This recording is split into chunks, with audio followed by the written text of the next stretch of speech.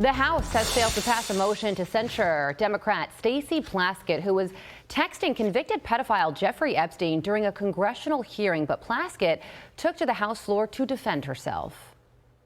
I got a text from Jeffrey Epstein, who at the time was my constituent, who was not public knowledge at that time that he was under federal investigation, and who was sharing information with me. The South Carolina congressman who brought that measure to the House floor, Ralph Norman, joins me now. Congressman, good morning to you. So you led this effort. Why do you believe what Stacey Plaskett did was inappropriate, and what's your reaction to the measure failing pretty much along party lines? Well, first of all, you know, the fact that she says he was under investigation, he was a convicted pedophile back in 2018. It was Donald Trump who brought him to trial in 2019 that really convicted him. But what Ms. Plaskett is not telling you is that the entire 5 minutes of her questioning was at the direction of a convicted pedophile in Jeffrey Epstein. She is not telling you that she had a significant contribution to her campaign in the Virgin Islands. That's what she's leaving out. And I was very disappointed that it wasn't passed. You had some Republicans who took a walk, which was amazing. But, you know, the bottom line, the big bill passed, and hopefully we'll investigate him further. And James Comer will do a tremendous job from taking it from here. Yeah, and, you know, she called him her constituent, but he was also he's been a convicted sex offender since 2008.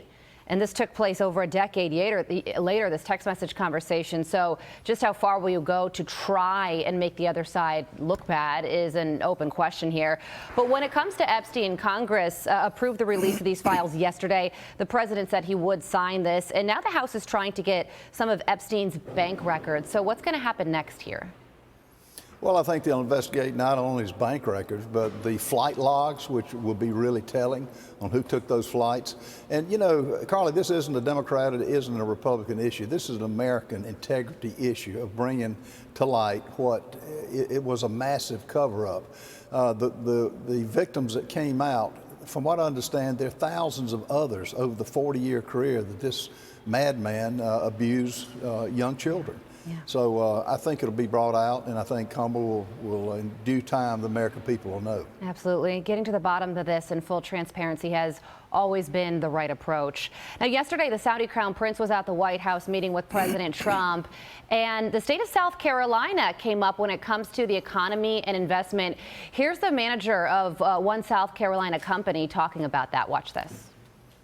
We're looking at tripling the output of our Greenville, South Carolina facility, where we make the gas turbines that are supporting U.S. needs as well as the Saudi Arabia needs. Right. So real jobs, $300 million in gas investment, resulting in over 500 pieces of new equipment being installed in the Greenville, South Carolina facility. That translates into roughly 1,800 jobs across the board for GE Vernova. So tell us more about this Saudi-South Carolina connection and what it means for people in your state. Well, first of all, the fact that we're doing this with Saudi Arabia means they've got trust in a president who does what he says. As far as Greenville goes, we've grown at 1% a year. The billions that this will mean over time for this company will be unbelievable. And the fact is, Carly, it's quality jobs. These aren't just promised jobs. These jobs that will come, and they're putting the money behind it. And the fact that Saudi Arabia and other countries are buying the turbines to produce electricity is just great for the whole country, and particularly in Greenville. South Carolina Congressman Ralph Norman, we appreciate your time. Thank you so much for joining us this morning. My pleasure. I'm Steve Ducey. I'm Brian Kilmeade. And I'm Ainsley Earhart. And click here to subscribe to the Fox News YouTube page to catch our hottest interviews and most compelling analysis.